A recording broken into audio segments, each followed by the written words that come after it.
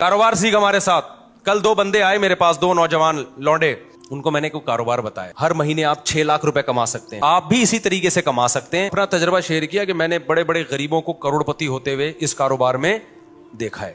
ہمارے نبی صلی اللہ علیہ وسلم نے کیا فرمایا, ایک صحابی آئے, دیکھو یہ ہے بزنس, ایک صحابی آئے بھیک مانگنے کے لیے, آپ نے فرمایا کہ تمہارے پاس کاروبار کے لیے کچھ بھی نہیں ہے. کچھ بھی نہیں تھا ان کے پاس. یہ جو میں نے اس بندے 2 لونڈے لپاڑوں کو مشورہ دیا یہ اسی حدیث سے اخذ ہے. تو آپ نے فرمایا, نبی صلی اللہ علیہ وسلم نے, جو کچھ گھر میں ہے لے آؤ. آپ نے یہ تھوڑی فرمایا کہ ایسا کرو, بزنس کے لیے انویسٹمنٹ چاہیے, انویسٹمنٹ کے لیے پیسہ چاہیے, پیسے کے لیے وسیم بھائی چاہیے جو تمہیں ادھار دے دیں. یار کیا ہو گیا بھائی, اتنی اہم بات کر رہا ہوں آپ سے.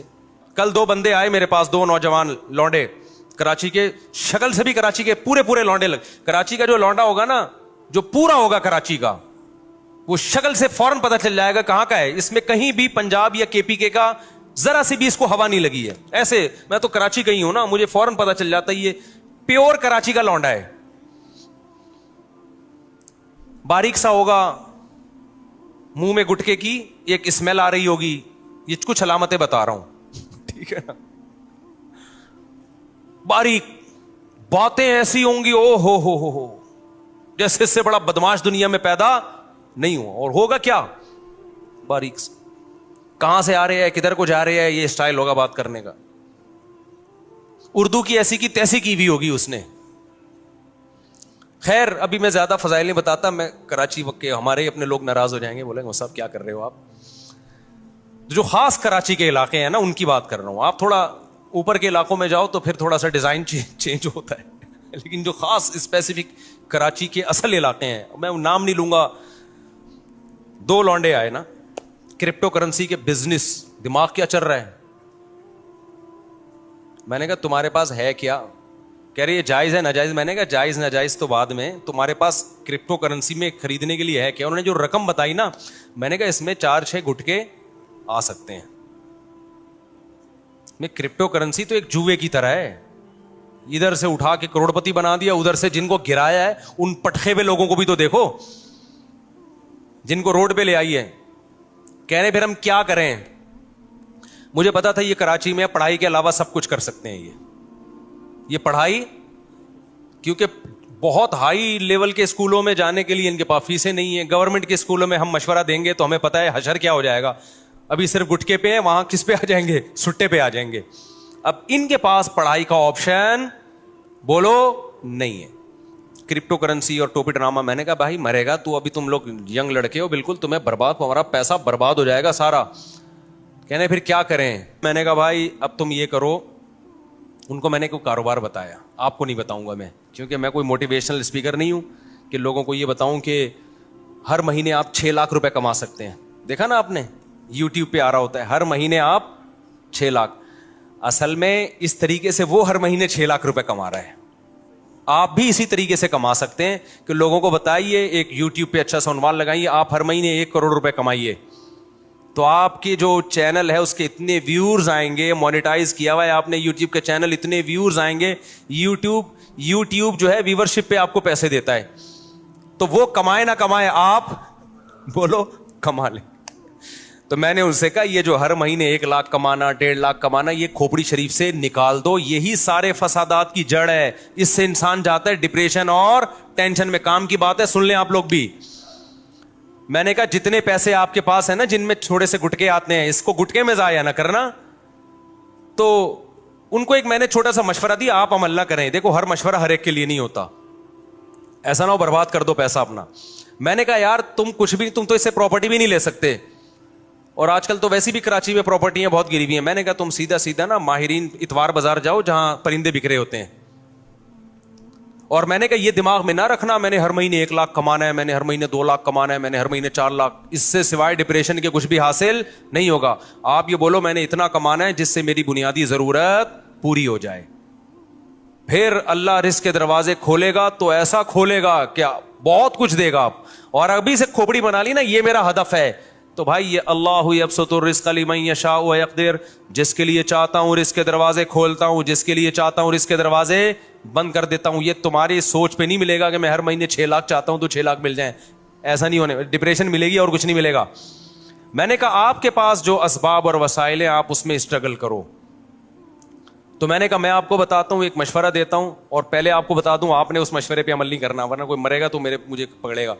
میں نے کہا اتوار بازار جاؤ, پرندوں کی مارکیٹ دیکھو کون سا پرندے کا نام کیا ہے اور کون سا پرندہ کس قیمت پہ, بولو نا, بک رہا ہے, اور کون سا بہت زیادہ بک رہا ہے جس میں لاس کا چانس نہیں.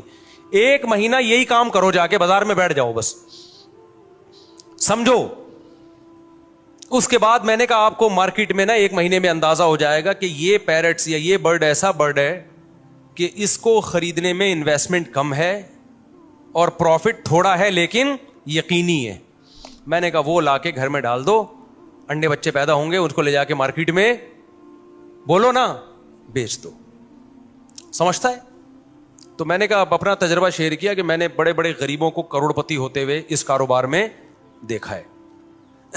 بڑے بڑے غریبوں کو دیکھا ہے کہ جنہوں نے محنت سے یہ کام کیا نا, بہت پیسہ کما لیا انہوں نے, لیکن اس میں لاس بھی بہت ہے. تو وہ پرندہ نہ خریدو جس میں لاس کا چانس ہو.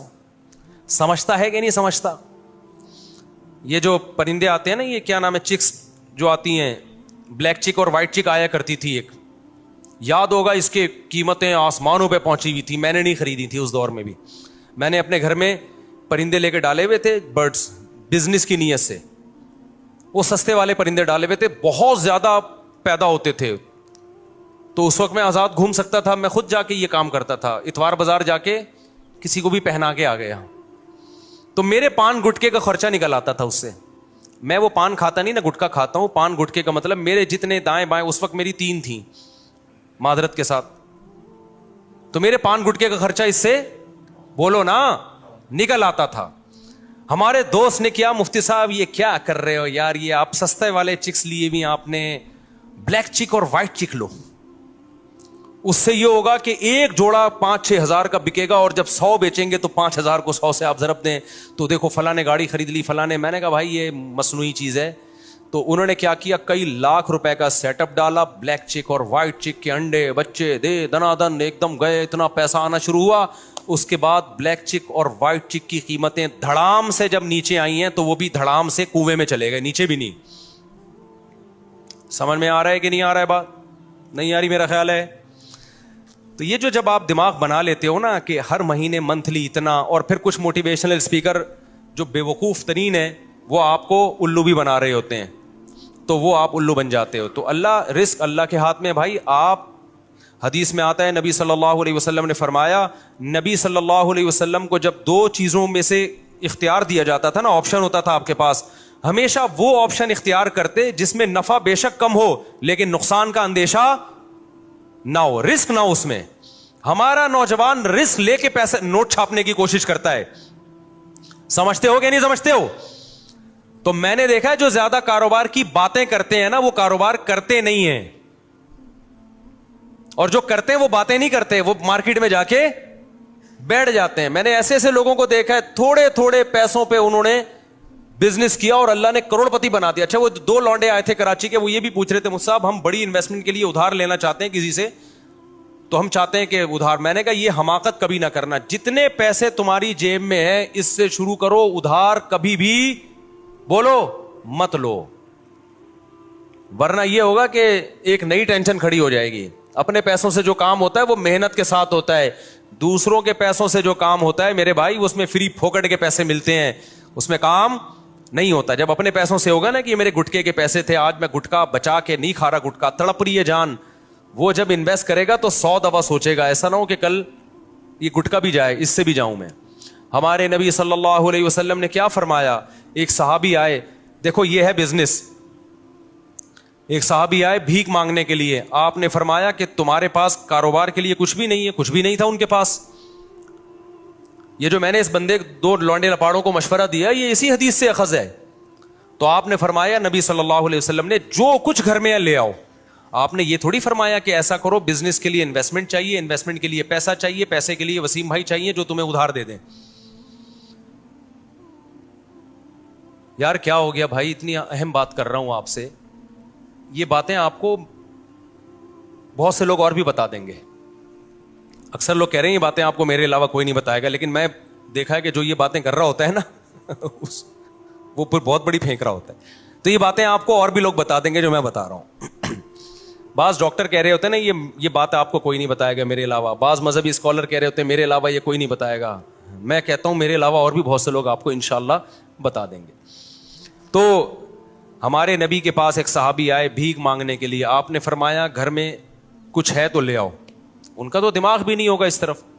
وہ ایک برتن تھا, پلیٹ کو جس ٹائپ کی چیز اٹھا کے لے آئے. اس سے بزنس کا آغاز ہو رہا ہے.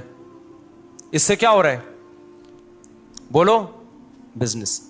آپ نے یہ تو نہیں فرمایا کہ عثمان سے قرضہ لے لو, بڑے مالدار ہیں وہ. آپ نے یہ تو نہیں فرمایا کہ مغیرہ ابن شعبہ بڑے مالدار ہیں ان سے قرضہ لے لو. نہ نہ نہ, جو کاروبار شروع ہی قرضوں سے ہو رہا ہے اس میں کیا کرو گے آپ. آپ نے فرمایا کہ جو ہے گھر میں لے آؤ. وہ ایک برتن لے آئے. آپ نے صحابہ سے فرمایا کون اس کو خریدے گا؟ ایک صحابی نے کہا میں, 1 درہم میں. آپ نے فرمایا 1 درہم سے زیادہ میں کون لے گا؟ 1 درہم سے زیادہ میں.